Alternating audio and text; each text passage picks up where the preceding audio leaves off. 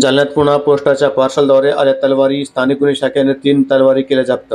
पार्सलद्वारे तलवारी मागवण्याचे प्रकार थांबता थांबेना. जालना शहरातील आरपी रोडवरील एका घरात 3 धारदार तलवारी आढळून आल्याने परिसरात एकच खळबळ उडाली. पोस्टाने पार्सलद्वारे आलेल्या या तलवारी पोलिसांनी जप्त केल्या आहेत. जालना शहरात पोस्टाने पार्सलद्वारे परराज्यातून तलवारी मागवण्याचे मागील काही दिवसांपासून प्रकार वाढले असून अशा प्रकारच्या मोठ्या कारवाया स्थानिक गुन्हे शाखेने यापूर्वी उघडकीस आणल्या होत्या.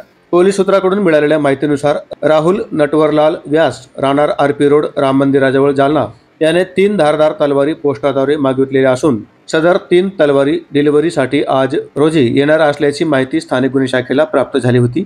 या माहितीवरून स्थानिक गुन्हे शाखेच्या पथकाने शहरातील हेड पोस्ट ऑफिस येथे जाऊन माहिती घेतली असता सदरच्या 3 तलवारीचे आलेले पार्सल हे राहुल नटवरलाल व्यास याच्या घरी पाठवले असल्याचे निष्पन्न झाले. त्यावरून पोलिसांनी त्याच्या राहत्या घराची झडती घेतली असता घरातून एका खाकी रंगाच्या पुठ्ठ्याच्या बॉक्समध्ये 5,000 रुपये किमतीचे 3 धारदार तलवारी मिळून आल्या आहेत. तलवारी जप्त करण्यात आल्या असून सदर आरोपी विरुद्ध पोलीस ठाणे सदर बाजार येथे गुन्हा दाखल करण्यात आला आहे.